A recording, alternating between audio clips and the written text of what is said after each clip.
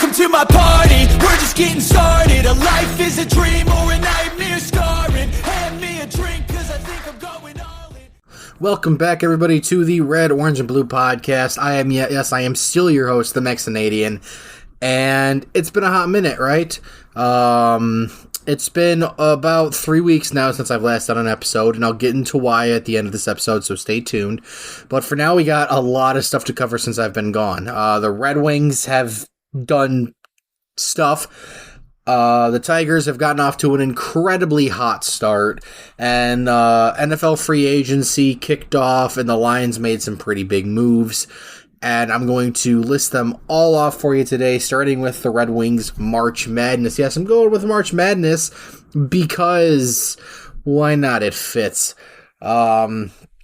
So, yeah, the Red Wings this month did not do great. They got, I believe it was 23.6% of their points, of possible points they could have gotten in March, which, for the record, the San Jose Sharks all season have a 26.7%. They've gotten 26.7% of the possible points this season.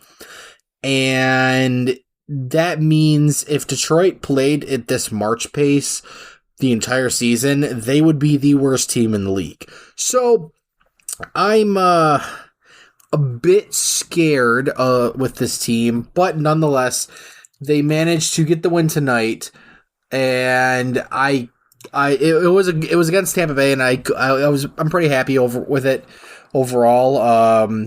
The biggest thing was the power play. It looked good up until the point where they managed to give up two separate odd man rushes, and both resulted in an air quotes goal. The first one wasn't, but then, Cirelli said, fuck you guys, and scored anyways, shorthanded. So that wasn't cool, but regardless, they got the win 4-2. It's good because their March hasn't gone very well. Starting from the 2nd of March, the 4-0 loss to Florida, 7-2 loss to Colorado, 4-0 loss to Arizona, 5-3 loss to Vegas, 7-3 loss to Buffalo, 4-1 loss to Arizona, 4-1 win against Buffalo at home, 6-3 loss to Pittsburgh, 4-3 OT win to Columbus, 6-3 win, regulation win against the Islanders. That was a big one. A 1-0 loss against Nashville, a 4-3 OT loss against Washington, a 4-0 loss against Carolina, and a 3-2 shootout loss against Florida. So, yeah, it wasn't their best month ever, but what's wild is that they're still in this thing. Like, they're 1 point back of the Philadelphia Flyers, they're 1 point back of Washington now, because them and Philly are kind of battling it out for third in the Metro at this point. And Detroit is 1 point behind both of them, and it's going to be who's able to fall into the playoffs at this point, because, like, every team around Detroit has the ability. They've had the ability and the time, and they just never decided to capture that moment, because all it takes is for one team to get hot in this entire span of this entire race. All it takes is one team to get hot, and they're going to cruise into the playoffs, because just none of the teams around the wild card want to make the playoffs, it seems. You've got Philly, who, granted, wasn't even supposed to be in this position at this point in the season. They were supposed to be a lottery team. They were supposed to be in the Celebrini sweepstakes, but, Tortorella is going to get the best out of his players regardless of what team he's coaching.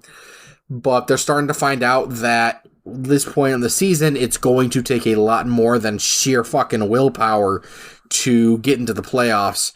Unless you're the Washington Capitals, then in which case, you're running off of vibes at this point. New Jersey and Buffalo are still trying to make a push, but they're pretty much out of it. The Islanders are 3 points back. They can't get hot again. It's a mess right now. And this whole time, people were hoping to have an exciting race to the wild card and stuff like that in the East, when in retrospect, it is literally who's going to stumble into the playoffs at this point. And we're going to get into how I think the playoffs shape up later on this episode, but I wanted to talk about the 2-week losing streak that this team went on. They lost, what was it, 7 straight, if I'm not mistaken. Let me double check that. That's 1, 2, 3, 4, 5, 6. They lost 6 straight. Yeah, then they won against Buffalo, lost against Pittsburgh, won against Columbus and the Islanders, and then they basically lost 4 straight here, and then finally got a regulation win against Tampa Bay, which isn't, a bad. It's nothing to scoff at. It's actually a really big thing. Atlantic Division opponent, stuff like that. But yeah, that was awful to say the least. That 6-game losing streak. I know it's been, because I'm late to talking about it, it's been beaten to death. But the way this team needs Larkin is pitiful. It's incredibly pitiful how much this team fucking needs Dylan Larkin. Like, I love Dylan Larkin. He's the captain of this team. He's a first-line center. Fuck you if you don't think so. And he has been arguably Detroit's best player all season, when he's in the lineup, because people like to target our captain. Anyways, it was pitiful to watch, because this whole team without Dylan Larkin just legitimately just fell apart. And it's indicative of how the team is built. This team is built to have depth, but not in the way where you can just slot people in anywhere. It's built to the point where everybody has to have a specific spot. Daniel Sprong, you can't throw him on the top 6 because he's your bottom 6 guy, and I don't believe Daniel Sprong, as much as I love Sprong, will be able to score at his rate, at the rate that he normally does, with being put on the top in the top 6. He'd be facing tougher competition, and Daniel Sprong thrives on the lower competition. You can't put Fisher, Rass, or Kopp in the top 6 too often, or really at all, because that line just that line in general. I've told you guys how often, incredibly often, how much I love that that line, but they serve specific roles, and those roles don't, they don't shift well into the top 6 very much on their own. Veleno, God bless his soul, he's tried so hard to center that top line when Larkin was out, and it just didn't work this time. It worked fine in December, which was why I was thinking, it would work pretty fine in this case, but it just didn't, because in December, it looked like they at least had some form of fight, and goaltending was failing them. But at the end of the day, like in this 2-week, in that 6-game losing streak, the team just looked lifeless, and like they just didn't give a shit. And it sucks because they had a 10-point fucking cushion up on teams out of the Wildcard race.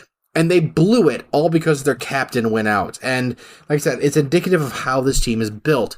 JT Compher is fantastic, one of the best signing, probably the best offseason signing that Yzerman has had. I don't count Kane as an offseason signing because he was signed midway through the first half of the season, so I guess that would technically be the first quarter of the season. As far as offseason signing goes, I believe Compher was the best one. And he is a great second-line center, but he cannot center the first line. The matchups just don't work. And, like I said, this team's built for everybody to slot in certain places, and that's how this team works. Once Larkin goes on, you lose your 1C, well, then people get shuffled around. You have Compher on the first line with DeBrincat and Kane, which means Kopp has to move up to center the second line with Perron and Raymond, which means, I think Fisher was centering the third line with, I think at the time he was with, who was it? Fabry and Veleno. Then the third line, I believe, was centered during that losing streak by Fabry. By Fabry, I think. I don't know. It was a whole confusing thing. I don't remember the exact lines. But you get my point. All these people slot up one higher when they can't necessarily handle that competition. And it proved to be a big deficit. Now, Granted, like I said, the team did not look like they gave a single flying fuck about the games they were playing at that time. And like I said, it sucks. They had a massive cushion in the playoff race, and they blew it all because they couldn't. So nobody could step up enough to cover for Larkin. But there was one person out of that entire week that did whatever he could to make sure to will this team into doing fucking anything, and that was goddamn it, Lucas Raymond. Holy shit, I love this kid, dude. I love Lucas Raymond. He is our sweet baby boy, and he, like, oh my god, is he so good. He is becoming a legit superstar in this league. He currently has 61 points, 25 goals, 36 assists. He might fuck around and hit 30 goals this season.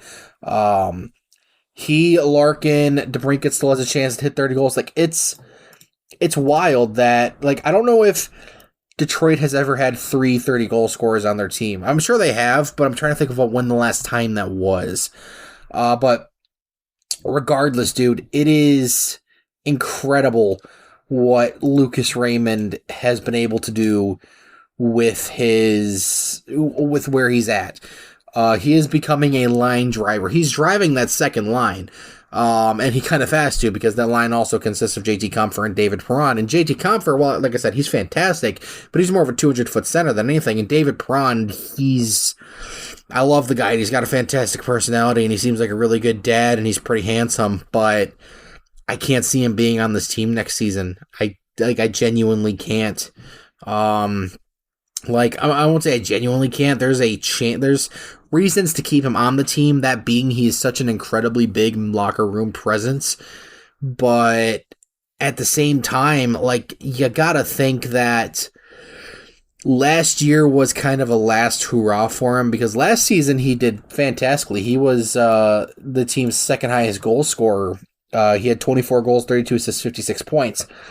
He was easily a big reason of why Detroit managed to do anything last season, up until, the trade deadline, where things got very sad very quickly. But I don't know, it's more of a thing where it's like, I mean, the dude's 36, something like that. He's 35. He'll be 36 in this month. He'll be 36 on the 20th of this month. I had to do the math on that because it's late. But yeah, he's old. Straight up, he's old. Especially in hockey years, he's incredibly old. And he still has incredible puck protection skills. But if you're keeping him, he can't be in your top 6 anymore. He just cannot be in the top 6 anymore. And that can't really be up for debate. If you're gonna keep Perron, it's got to be at a pretty big pay cut. Like, I'm talking, I think he makes $4 million this season in this contract. Let me double check that. Cap friendly. So, yeah, David Perron currently makes $4.7 million. If he's going to stay, that has to be cut by at least half, and probably more. I'm talking no more than like $2.2 million. And I mean, looking at these UFAs as well, because I wanted to talk about this too, the team is going to be in a bit of a cap situation next season. Even with the cap going up as much as they say it is, which I think was like 4 or 5 mil. They definitely need to do something about these, about all of these contracts. So you've got currently Larkin's got his 8.7 mil that kicked in this season. You got DeBrincat for another 3 years after the season. You got Kopp for another 3 years after the season. JT Compher for another 4 years after the season at 5.1 mil.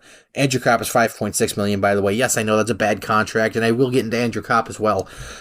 Then Perron's a UFA. I believe he walks. I know there were some rumors that they may be trying to work on a contract extension for him. And like I said, I'm fine if he stays, but he cannot be in your top 6, and he cannot be here for more than like 2.2 million, and no longer than 2 more years. So Patrick Kane, I do believe resigns. I know there's some discourse about that, and that, people are saying if Patrick Kane, that, he won't resign because he probably wanted the playoffs this season, and if they don't make it, that'll put a damper on it. But if you look at Patrick Kane's history, he's always been about the moment and the story.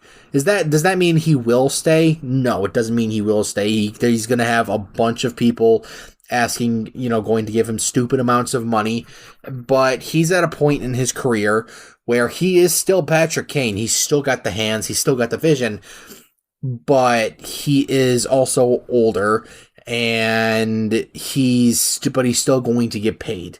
So I do believe they keep Patrick Kane. I think he resigns, and right now at his age, with his skills, he is definitely more about.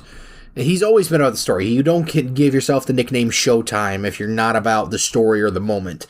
And what bigger story or moment is there than leaving Chicago and then going to one of their biggest historical rival, and helping them get to the playoffs and potentially a Stanley Cup.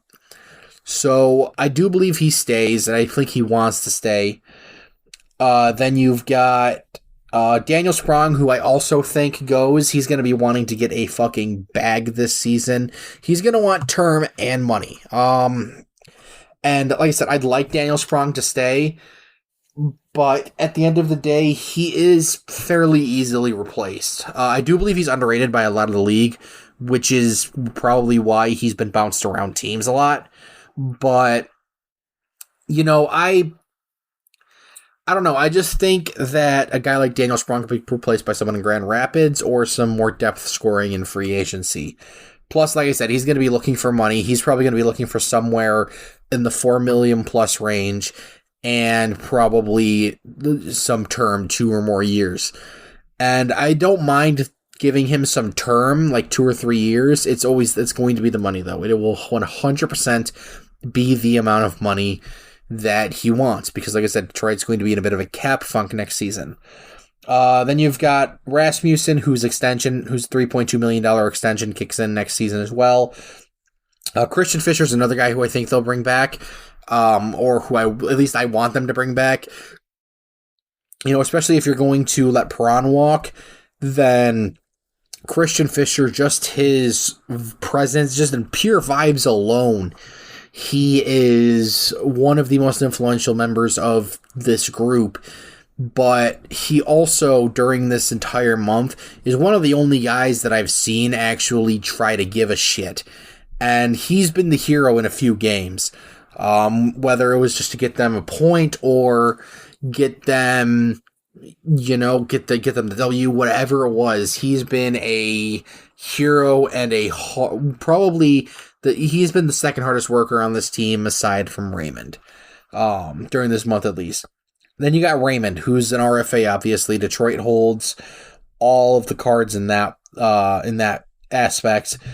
He's still on his ELC next season. If he keeps playing the way he is this season, even especially if he hits 30 goals this season, which isn't, like I said, it's not out of the realm of possibility. He's at 25 now. He's going to be looking. The money isn't going to be the problem for Yzerman, because they're probably going to throw $6-7 million at him, and he'll probably take it. It's going to be the term. Does Lucas Raymond take a bridge deal for 2 or 3 more years and then come back when the cap goes up and, go for more and ask for the Brinks truck? Or does Yzerman try, obviously Raymond and his agent are going to look for a bridge deal, because the cap is going to keep going up and Raymond's only going to keep getting better, which means more and more money. Austin Matthews has been doing this his entire career so far. But Yzerman is going to want to lock Raymond up for 8 years, much like Mo Seider. And that's where the problem is going to lie, because, like I said, Yzerman's going to want to lock him up for 8 years. And if you can lock Raymond up for 8 years at $6 or $7 million, that contract's going to be a fucking steal for a while, man. And it's like, I'm talking Cale Makar levels of steal. So You got that Joe Veleno. He's an RFA with arbitration rights, meaning that if team doesn't decide to give him a contract, offer him a contract, it goes to an arbiter, and they basically just take a look at both sides, and say the Red Wings, they don't want to sign him since he's an RFA. It then goes to arbitration. Veleno and his team can say to the arbiter, well, we want this much for this long, and the arbiter's basically just going to fucking split it right down the middle, at least money-wise. So, Veleno is another guy I could see them moving at the draft to try and get more picks or make another move to bring in more talent, because I love Veleno, I love Joey Venom, but he's also the definition of a replaceable guy. Do I think I would like to keep Joe Veleno, but like I said, he's had a career year this season, which is weird because I think he's only got like 20 something points, but him being an RFA with arbitration rights complicates things. So, like I said, I think they try to move Veleno, or if not, it's still going to be a cheap contract, and if he's your fourth line center, then that's cool. Honestly, I could see Veleno being part of the future of this team as the fourth line center, because if you're going into the playoffs in the next 4 years at least at that, and your middle looks like Larkin, Danielson, Casper, Veleno, that's a quality middle. That's a quality center line, dude. That's quality right there. That's quality, and it'd be fantastic to have that. But like I said, Veleno is a replaceable player. All of the livelong day, he's a replaceable player. Then Austin Czarnik, he's a UFA. He's, I love Czarnik, don't get me wrong. He's incredibly hardworking. You see it every time he's playing. And I wouldn't be surprised if Yzerman offers him another league min 2-way contract or something like that. Not even 2-way. I wouldn't be surprised if they just straight up offered him a league min contract. And then we get into the defense. You got Sherratt for another 2 years at $4.7 million. Ghost, he's a UFA. I don't believe he stays. He's going to be looking for the Brinks truck with term as well. He's making $4.1 million now. He's going to be looking for somewhere $5+ million at minimum. And someone's going to give it to him with his season this year. But I don't think it's almost certain that he's not going to stay, especially because Edvinsson's for sure going to be up next season, but we'll get into Edvinsson in a bit. Then you got Justin Hall at $3.4 million for the next 2 seasons. Hall is a guy who has been the talk of a lot of Red Wing circles as of late, because he's somebody that, he's only played how many games? It's not a lot. I think it's like 20 something games that he's played this season. 38 games. He's played 38 games. My bad, I shortchanged him. He hasn't even played half the season. And, $3.4 million, you can't just have that sitting in the press box all day. So, I don't think that was the plan. I personally don't think that Yzerman expected the Jeff Petry trade to happen. I think Yzerman fully expected to have Gustav Lindstrom in Grand Rapids, and then his, defense would look like Wallman-Seider, Sherratt, Ghost to spare Mata Hall. That's how I think it was supposed to shape up. Or even Edvinsson was supposed to be there. I'm fairly certain. But, the Petry trade came along, and regardless of your thoughts on the Petry trade, it happened. They're not even paying half his salary right now. It's still being retained by, I'm pretty sure it's half retained by, 1.5 mil by Pittsburgh and 2.3 mil by Montreal. So yeah, Jeff Petry, he's been public enemy number 1 for Detroit fans for pretty much this entire month, and I've been a staunch Petry defender for the entire season. And even some of the things he did this month made me be like, all right, dude, you're starting to make me not want you on this team anymore. And, one of the things that, pushed people over the edge, including my own dad, was the play in the Carolina game for the first goal, which was the Sebastian Aho goal, where at first when it happened, it looked almost entirely Petry's fault because he just didn't grab the open guy and left him wide open. But when you look it back and you play it slower and go into the Lalonde systems, the system Lalonde has for that specific instance is, Edvinsson took his guy to the boards. Petry was going to go for the second guy that was going to battle the puck with Edvinsson, and Rasmussen was supposed to go and take the late guy and take the open guy.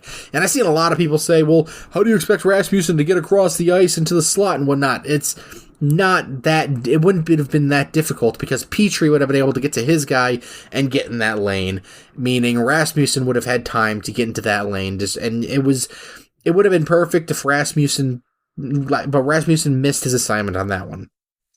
And, it may seem like I'm defending Petry because I am for the most part, but also Jeff Petry, being the veteran defenseman, should have been able to see that Rasmussen wasn't in position, he was missing his assignment, and that's when Jeff Petry, the veteran defenseman, should have known to take the open man and let Rasmussen go in, help Edvinsson with the board battle while he covers the front of the net. So, that's my biggest gripe with that. And a lot of fans are calling for Petry to be bought out in this offseason. And it's not a bad idea realistically because the dude's 36. I think he turns 37 this season or this year. And I don't know, man. It's one of those things where it's like he could bounce back next season, but you've got a logjam, and Edvinsson right now is making an incredibly, incredibly picture-perfect case for why he should have been up at the beginning of the season. And I don't think he goes back down to Grand Rapids unless Detroit is eliminated from playoff contention. Then he'll probably go back down, and he'll help them in their playoff push. But yeah, Edvinsson is really, truly making a very compelling statement to Steve Yzerman and Derek Lalonde that he should be in this lineup day in, day out, next season, this season, and seasons after. The kid just looks, he's cool, he's calm, he's collected, he doesn't panic, he clears the front of the net after the whistle, he clears the front of the net during the whistle, and his outlet passes are pristine. This kid is far better than I gave him credit for. I knew he was a fantastic defenseman, don't get me wrong, but his game is so much more well-rounded than I anticipated. Sure, he's still making rookie mistakes. He's still using his reach more for puck battles than using his body. And I think he could stand to being a little bit stronger in board battles, but other than that, he's fantastic. I've tweeted this out several times this month, but Simon Edvinsson is just good. He is just a good hockey player. And I can't say that about a lot of the team this month, but it's all indicative of a lot of different factors. But if you looked at Red Wings, just the Red Wings social media community in general, most of us sensible people are pretty sensible in that, a lot of people are calling for Lalonde to be fired and Yzerman to be fired and stuff like that. That's not the problem. I'm not saying they're completely absolved of any wrongdoings, because at the end of the day, the team just didn't come out prepared almost at all throughout the entirety of March. And Yzerman's catching a lot of flack because he didn't do anything at the trade deadline, which he pretty much admitted he wasn't going to. But I don't think either is the case.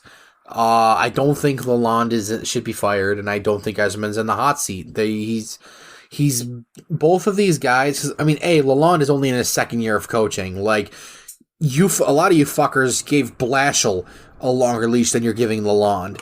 And I understand it's not that they are missing the playoffs, it's how they're missing the playoffs, they were in a playoff spot for pretty much the entire season, and it's for them to just have a complete and total collapse once Larkin went out. It's easy to pin the blame on the coach, on the GM, but I don't see a lot of people pinning the blame on the fucking players playing on the ice. You got multi-million-dollar athletes out there, and the coaches, what can the coach do with that? Like, they practice the systems, he gives them the systems to succeed, and if they're not doing it, what the fuck is he supposed to do about it? Like, I've got quite a few gripes about Lalonde as a coach. I don't think he uses his time. He's very bad at using his timeouts. He doesn't give accountability to anybody when it's needed. Except for Daniel Sprong, apparently, who's been healthy scratched the last fucking 4 games or whatever it was.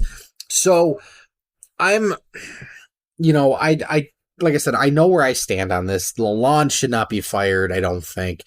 Yzerman, I don't think, is really in the hot seat. A lot of people will say that, the heat's on Yzerman because they still haven't made the playoffs and they're still in this rebuild 5 years after he's taken over or whatever.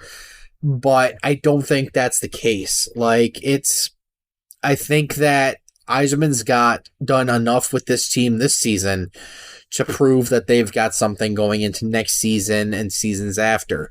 I think Lalonde has done enough to prove, he's still a winning coach. He's got above 500 save win percentage on, he's got an above 500 record. I think it's like 590 or something like that, 588 as the Red Wings head coach. It might be lower now. I haven't checked in a little while, but he's above 500 coach. He's getting this team to win games, and it's, I don't know why people don't see that. I know there was an article read today that came out today that was the Red Wings are looking for a potential change in coaching, not head coach though. So it's weird. I don't trust anything unless it comes from Steve Yzerman directly at this point, because we all know how tight-knit Steve Yzerman is with all of his stuff. But yeah, the thing I blame is the garbage patch. That's, I don't even think I talked about that in any of the podcasts because I don't think I posted since then. But yeah, Detroit the Red Wings introduced a jersey sponsor, which was already a bad decision because the Red Wings jersey is the greatest jersey in the history of jerseys. But they sullied it with a jersey sponsor, not just any jersey sponsor, no, Priority Waste Management, which, if you don't know who that is, they are a literal trash company. That is literally who they are. And I don't understand what the reasoning behind it was. Money. Chris Illich, dude, they should just sell this team to the Ford family at this point, because Chris Illich is just making an ass out of himself and the Illich family. He doesn't want to pay any of the Tigers, any players on the Tigers. He doesn't want, he bankrolled fucking Javier Baez, but he doesn't want to fork out any more money for players who will actually fucking do something on the team. And then as far as the Red Wings go, they're an original 6 team. They're going to be selling tickets regardless of how good or bad they are. You're making a shit ton of money from them, and you need a couple more bucks, so you put a fucking sponsor on the jersey. It doesn't make sense. I don't know, dude. It's incredible. And, we all seen the jokes coming once they introduced the patch. It was almost I'm convinced the moment they put that patch on, God frowned upon them. And they were like, well, you're fucked now. And you could see it in the play, the amount of posts that people have hit, the amount of times players have fallen, and it's almost cost a goal. Alex Lyon turning into a fucking pumpkin right after. It's so blatantly obvious that God hates this fucking team because of the jersey patch. That's my theory. And I'm sticking with that theory, because it's my theory, and fuck you if you don't agree with it. No, it's been, honestly, it's been a month of a lot of different factors. Sickness, injury, garbage patch, it's just been a mess. Hopefully this win tonight while it was a dirty, gritty win, I will admit that. Hopefully this lights a fire under their ass and says, hey, we were able to beat Tampa. We took the Florida Panthers, one of the best teams in the entire league and a definite Stanley Cup contender, to a shootout. And, we can beat fucking Buffalo and Montreal and Washington. God, I hope we can do that this month. So we got that. What else? I don't know. I've talked about pretty much everything about the Red Wings that I had listed one way or another. Let's get into the current playoff picture for the Red Wings as it stands right now in the wild card race. Detroit sits tied with Washington, although Washington has the regulation wins tiebreaker. They've got 28. Detroit has 26. They're ahead of them in points percentage. But all Detroit needs to do is win one, and they can jump up above Washington. They are also only 1 point behind Philadelphia. So if Detroit can manage to rack out another few wins here and stay above at least Philadelphia and Washington, then they should be good. It's possible too. The Islanders, they beat Philadelphia today in overtime. Philadelphia got a point tonight too, by the way. The Islanders are currently 3 points back. The Penguins are 5 points. Nope, that's more than 5 points. That is 5. Nope, that's more than 5 points. That's like 7 points. The New Jersey's 8. Buffalo's 9. Ottawa, who's won 5 straight because they don't want to win the fucking lottery or anything again. They're 12 points back. And then, Montreal and Columbus are non-factors. But I like looking at these potential matchups for the playoffs because this first round is going to be a doozy. The East is going to be not the weaker of the matchups because all of the matchups more or less are going to be really solid matchups. But in the East, if the playoffs started right now, you would have the Rangers taking on the Capitals, the Bruins taking on the Lightning, and then you would have Carolina taking on Philly and Florida taking on Toronto. So you can predict all of the favorites in pretty much every single one of those matches. But if you go to the West is going to be a fucking Thunderdome in the playoffs. Like, their playoff teams are pretty much already set. St. Louis is 3 points behind LA for that second wildcard spot. So it's semi-possible that St. Louis could bump LA out. But yeah, you look at how it's going, and if the playoffs started today, you would have, you would have Dallas taking on LA, and you would have Vancouver taking on Nashville. And Nashville is no joke. Nashville, they're the real deal somehow. I don't understand how that's work. If your top line has Gustav Nyquist on it, you should not be at 90 points and a playoff threat. And then you would have Colorado, Winnipeg, Edmonton, Vegas in the first round. That is batshit insane to me that is possible, even remotely possible. Like, it's incredible because, you look at this. Dallas is 8-2-0 on a 7-game win streak right now in their last 10. Colorado, 7-2-1 in their last 10. Winnipeg has faded and proven that, and they're starting to realize that they're a bit mid still. Vancouver 6-3-1, Edmonton 6-2-2, Vegas 7-2-1, Nashville 7-2-1, LA 5-5-0.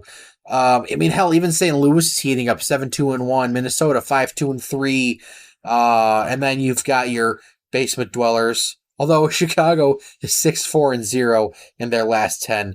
So, dude, I look at these goal differentials too. San Jose's got a minus 131. That's insane. Like, I don't get it. That's almost that's almost double what Chicago has. Not almost double, but it's a lot.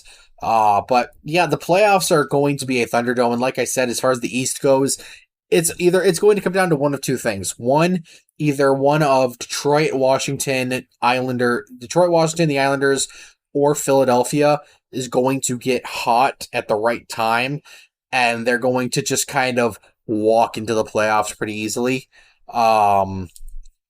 And like I said, and I mean, the West is set at this point.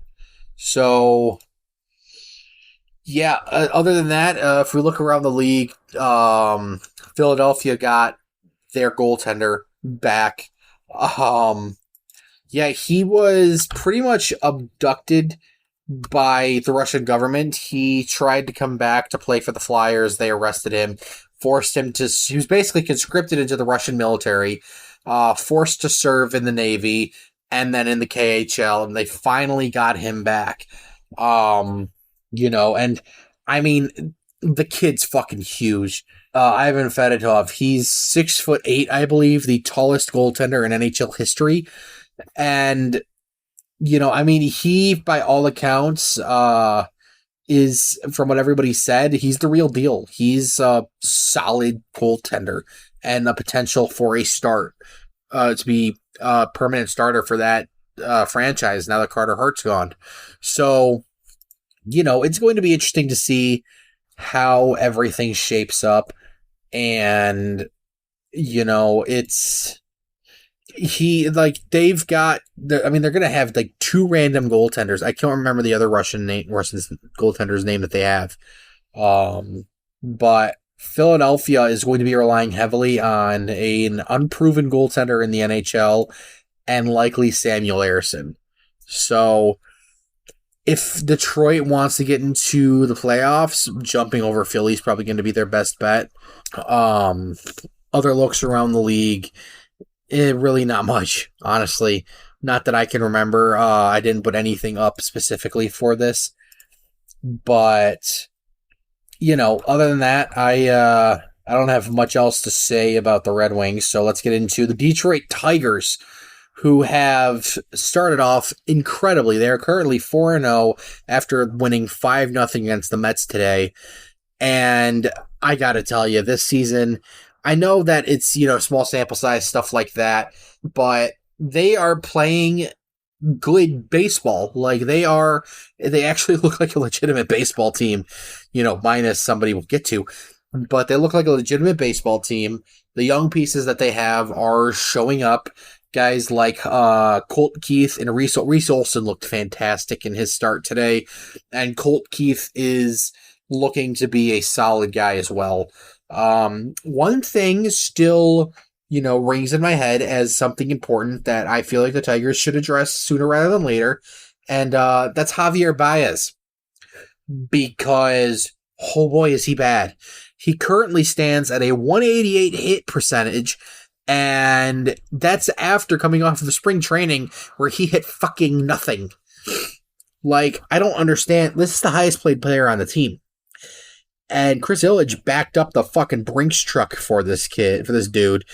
So did Al Avila. I mean, Al Avila gave him the contract, but Chris Illich happily gave him the money.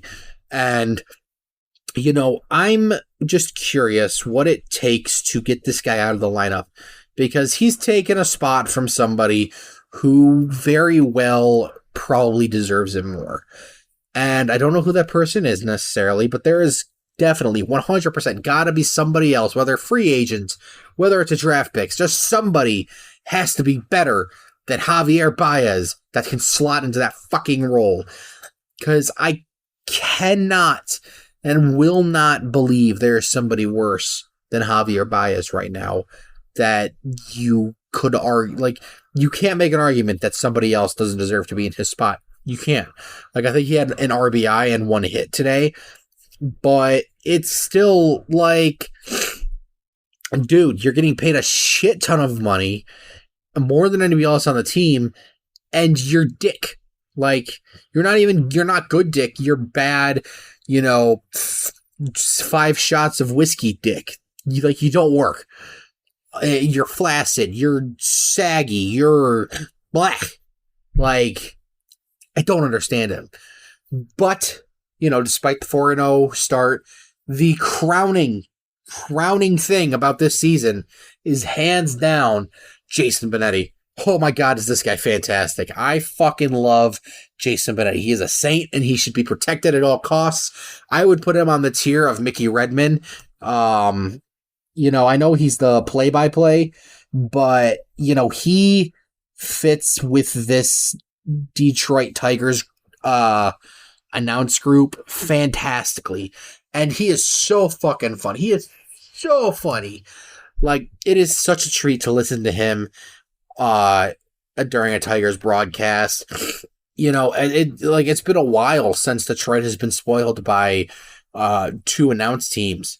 But, Ken and Mick and then Jason, and why can't I remember his fucking name for the life of me? I do not know. But, the Tigers and the Red Wings announce crews are fantastic. And it goes to show that, I don't know what it goes to show. I lost track there. Like I said, it's late at night while I'm recording this. But regardless, he's fantastic, and I'm glad he's here to stay for a while. But that's all I have on the Tigers. Like I said, fantastic start, 4-0. They're on pace to have an undefeated season. Go, 162-0 or something like that. I can't remember how many games are in the season. But let's keep it up. I know that the Mets I think are 0-4 right now. So, not necessarily a good team, but hey, rack up those games when you can, as you can. But next, let's get into probably something that most of you guys have wanted to talk to me about, or probably what you want to hear me talk about, and that is the Detroit Lions free agency. Free agency started a little while, not too long ago, and it is they let Brad Holmes cook. So starting from the re-signs, they re-signed Graham Glasgow to a 3-year, $20 million deal. That's solid. He was fantastic last season for him, and he is looking to be fantastic for him next season as well. And if you go up, they traded for Carlton Davis and a 24 and 25 6th-round pick from the Buccaneers, and the Buccaneers got a 3rd-round pick for it. So Carlton Davis, another solid player who will do who will help for he'll help in the long run. And then not only that, sorry, I'm looking through the things and everything right now that I've got saved. They signed, who was it? They signed Marcus Davenport to a 1-year deal. Don't know how much it is. I can try and look for that. But yeah, he is another guy who will more than likely be a threat for the Lions. If you guys don't know, I've never been a massive football fan. I'm just kind of reading through what they are. I don't know much about positions and stuff like that yet. I'm trying to get more educated about it, but my football knowledge is very lacking as compared to any other form of knowledge that I have.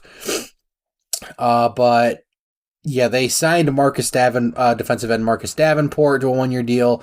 They signed Amik Robertson to a 2-year, $9.25 million deal from the Raiders. They signed defensive tackle DJ Reader. I believe. No, I don't think they did. I believe he just met with them. And then what else do we got? They re-signed Donovan Peoples-Jones for 1 year, for $2 million. Then they signed Kevin Zelter for 1 year worth $6 million.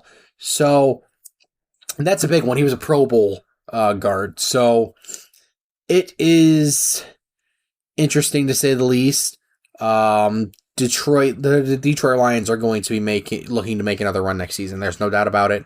I promise by the time that happens, my football knowledge will be at least better than what it currently is. But, other than that, the Lions are looking to be solid. Another one, do I think it filled their needs? I believe so.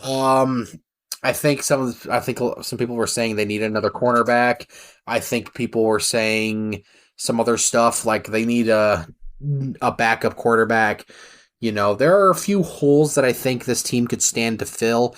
One of them being a secondary role because Cam Sutton was released after a warrant was put out for his arrest for domestic abuse or domestic violence, I believe the exact terminology was. Not good. It came out from the Lions president that he was in Allen Park when they learned he was in Allen Park training when they learned about the warrant. They went down and talked to him, and he just left, and they hadn't seen him or heard from him since. So Cam Sutton is gone. Obviously not under the circumstances that we would like, but I am glad that he's gone. He was so bad, so incredibly bad. He was one of the primary reasons I would say that the Lions lost in the playoffs a lot. Other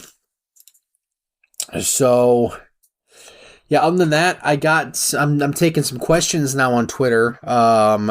During, before episodes, I will ask for questions on, Lions, Tigers, and Red Wings. Most of these are probably going to be Red Wings, but, starting with a question from, I believe that's Elaine or at Super Namichi. I can't say that. Are the Wings ready for the Petry uprising? No, they are not. Jeff Petry is going to come out Super Saiyan. And he had a great game tonight. Like he had actually a really good game. He saved a goal that would have allowed Tampa Bay to go up 3-2 on Detroit. And if he didn't do that, this game would have been tied 3-3 and we would have gone to overtime. So Petry, while he's had a rough month, I do believe still stands to be a solid guy. I don't think he's a second pairing defenseman, mind you. I think he's better suited as a third pairing defenseman, but at least at this part of his career. But, he had a good game, and if he can build on this game and have another good game in the next one, they've got like 3 days off, I think. I don't think they play till Thursday. So I don't think the Red Wings are ready for his uprising, because what the fuck do you do with him if he, once he goes Super Saiyan? Who knows? This next one is from Patrick Kane's Red Wing Helmet, or at GrindKing8. Do you think I really have to buy a Petry jersey? Yes, I do think you'll have to buy a Petry jersey. I have to buy a Petry jersey because, I'm not even going to tell you why I have to. I just have to. And also from GrindKing8, is Lalonde at risk of being released? What must the Red Wings do to strengthen the D-man issues and the lackluster of goaltending? All right, so your first question is Lalonde at risk of being released. I wouldn't say there's an incredible risk. I do think that there's pressure on him, or at the very least, Yzerman to do something about coaching. I don't think the answer is getting rid of Lalonde, and I don't think Yzerman sees that as the answer. Lalonde's got a 3-year contract, I believe, too, so he's still got one more year to prove that he deserves to be behind the bench. I personally think he does. But at the end of the day, I'm not the GM. Personally, I don't think he's at risk of being released. Whether that just be for the fact that he's got 1 year left on his contract to prove that he deserves to be the head coach, or if it's just a matter of Steve Yzerman knows the direction of this team and Lalonde is getting the best out of his team that he possibly can, and a lot of this stuff is out of his control. So we got a few more questions. This next one is from at Snot Rocketeer or David Cuddlehuff. Lineup decision. I think I completely skipped. Yeah, I forgot about this one. Sorry, Patrick Kane's Red Wing Helmet. What must the Red Wings do to strengthen the D-man issues and the lackluster of goaltending? I don't think it's a goaltending issue too much. Reimer was solid up until the Carolina game, and Lyon has been solid as of late. He just looked like he needed a break, and Reimer gave that to him. Reimer gave that to him adequately as well. But at the end of the day, I think it's get more youth into the defense. I love Sherratt. I like Petry. Hall's back there on occasion. Mata is fine. But, you see it with the top pair in Sider and Wallman, even though they weren't a top pair tonight because this was Wallman's first game back, and it's possible that he's still not 100%. but, that line is good. That defensive pairing is good. Granted, they've slumped a bit this season, but, the top pair of Woolman and Sider is still solid. And that's because they're both fairly young, Sider's 22 and Woolman, I think, is 26 or 27. Then, Mata, I think, is 28. And after that, you got 36-year-old Jeff Petry, 31-year-old Shane Gostisbehere, 33-year-old Ben Sherratt. You need to get more youth back there, and I think that's fixed by having Edvinsson up full-time next season, potentially having Johansson up, and, just overall injecting youth into the lineup can and probably will be a good thing for this team, no matter where it is. But also, not just on the defense, up front too. You need more team defense as a whole has slumped this entire month. And I didn't mean to rhyme there, but I rhymed regardless. But yeah, you've got a total of 4 or 5 guys at forward who are playing solid defensively, and that being Larkin, Comfort, Kopp, Zarnik, maybe Veleno too. I guess you've got Rasmussen and Fisher as well. But, you've got a bunch of these defensive-minded forwards as well, and it's still failing. So I think it's more of I think it's a combination of two things. One, you inject some form of youth into both forward and defense. Bringing Carter Mazur up would be a fantastic, if he's ready, that would be a fantastic injection of two-way youth. Because Carter Mazur won Best Defensive Forward in the NCAA last year before he came over to Detroit. With Denver, I believe he played for. And then you've got other guys like Marco Kasper, who is a pretty well-rounded two-way center. Nate Danielson is also known as a well-rounded two-way center. So you've got guys in Grand Rapids that can cover that forward spot defensively. So, like I said, I think it's a combination of injecting youth into both forward and defense, and then also getting the systems better. Veterans, I think a lot of the reason why the systems aren't working like they were at some point is because veterans have had their own way of playing for a very long time. And, offensive defensemen aren't going to match up very well with defensive systems, because they're just not used to playing that way. I've seen it in my time of playing. You put an offensive defenseman in a system where defense is the number one priority, and they're gonna sink a bit. They're not. I'm not talking like Titanic sink, but they're definitely going to flounder a bit, and it's going to really hurt everything else. Just inject youth and try and get these systems to work for both forms of defensemen would be how I would approach it. My first approach would be getting younger, because the young guys would be hungry and want to prove themselves, so they'll follow the systems more often. And then now we're going to get to Snot Rocketeer or David Cuddlehoff. Lineup decisions has become home for the 3 games and can get more favorable matchups. We'll be seeing any of the following: Sprong, Bergeron, or Olli Mata. I do believe Mata will get back in the lineup. One way or another, he's probably going. You got to get him back in there, because I liked the Edvinsson Ghost pairing, but at the end of the day, or was that that was a Wallman Ghost pairing tonight. That's right. That was a solid pairing too, but at the end of the day, I think Mata is best suited to be with Ghost, because Mata is a defensive-minded defenseman, and he's been fantastic. He's kind of slumped as of late, but that's also because he's been covering for Gostisbehere's bullshit for the last 4 or 5 games. So, I think you'll see Mata, especially going into the Rangers and probably Toronto as well. You want some defensive-minded defensemen there. Probably more so than you want Jeff Petry.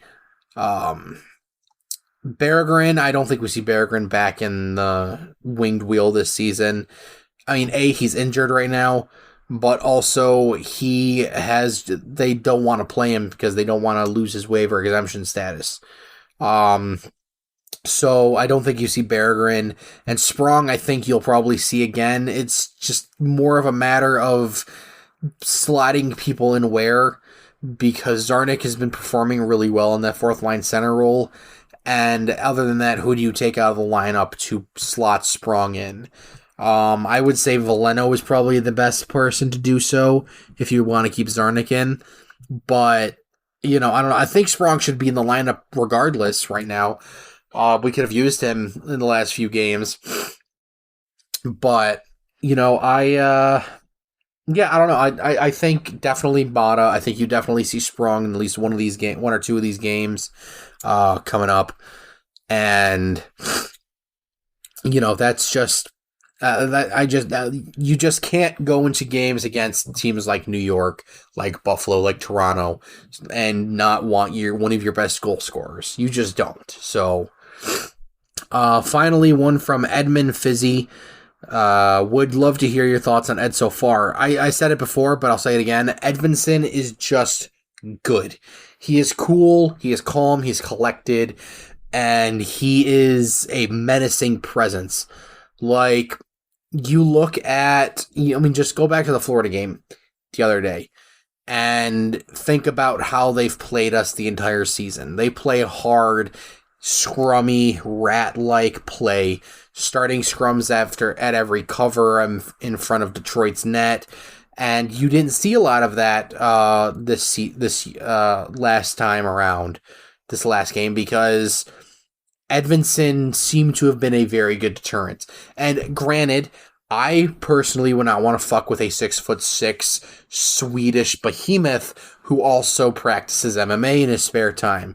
That is not somebody I would like to fuck with regularly, but I'm not there. So, I think Edvinsson has more than he's definitely earned his spot for the rest of this season. If Detroit makes the playoffs, I do believe you play him in the playoffs. If not, then you probably send him back down to Grand Rapids to help with their playoff push. But other than that, that's all I have for Detroit sports. Now I want to get into not a serious topic, mind you, but I want to get into why I've been gone for so long. And, there were several factors, the biggest one being time and me not having a lot of it. I know that I generally record on Sundays, like Sunday night, and try to get this up by, Monday morning. But recently it's been a challenge because there's just been a lot of stuff in my life that's been going on. Between work and stuff like I work an afternoon shift at my job. So I'm only ever able to record when I get home from there because, afternoon shift I sleep in and I wake up and I only have like 2 or 3 hours before I've got to get ready to go to work. So I'm only ever able to record at like 12 in the morning or something like that. So it's not necessarily ideal, but it's not the worst thing. But I do promise that I'm going to try and get back to doing this once a week, but it will not be a set schedule. It will more than likely just be at any point in the week. Obviously, I will let you guys know if you follow me on Twitter at @_MaxCanadian or the podcast at RORBpod. Then you will know when every podcast is uploaded. You will know when I'm recording. You'll have an opportunity to ask me questions if I want them. You will have the opportunity to vote for the prospect reports. You will have an opportunity to converse with me. So I do promise I'm going to try and get this back to once a week. But if it's not once a week, there will be episodes scattered around. I do plan on making bonus episodes and stuff like that. So, I do apologize for the lack of communication as far as the podcast goes. I know if you follow me on Twitter, like my Twitter account, the MaxCanadian, then you guys 100% see me tweeting. And so there's a very good chance you're thinking, well, why isn't he doing the podcast? Well, most of the time when I'm tweeting, it's, while I'm at work, because my work allows me to do that. and also just because it's at a time where I just can't record or just don't feel like recording the episode, stuff like that. Like, a lot of this downturn of a lot of this absence has been feeling like it has, like, not like a lot of it's contributed to my schedule and my time, but also in the free time that I have, I just haven't been motivated to do it. And I think part of that is, the Red Wings losing skid, because it's very unmotivating to come onto this once a week and be like, yeah, well, my team fucking sucks, when they were doing fantastically. It's been unmotivating to do that. Plus, I'm a one-man show here, you guys. I'm legitimately recording, editing, and posting this all on my own. I don't have any team in the background. I don't have an editor. I don't have a co-host. Like, there is just me, myself, and I. And would I like a co-host? Of course, I'd love to have a co-host, but, schedules have to match up, and it's very difficult with my schedule. So I'm going to keep grinding it out as best as I can, and you guys are just going to have to deal with me bitching and moaning about it. So with that being said, I want to thank you guys so much for tuning into this episode of the Red, Orange, and Blue podcast. Like I said, I promise I will be a bit more advantageous with the uploads. I will try to do at least once a week, but there will not be a specific day. If you want to know when everything's being uploaded and recorded and want to ask me questions, go ahead and follow me at _MexCanadian or the podcast at RORB Pod. And, just look out, ladies and gentlemen, because it is going to be a wild ride through Detroit sports for a long time. So, yep, like I said, thank you guys so much for tuning in to this episode, and I will talk to you guys later. Adios. Welcome to my party, we're just getting started. A life is a dream or a nightmare scarring. Hand me a drink, cause I think I'm going all in. Get me a shrink who can catch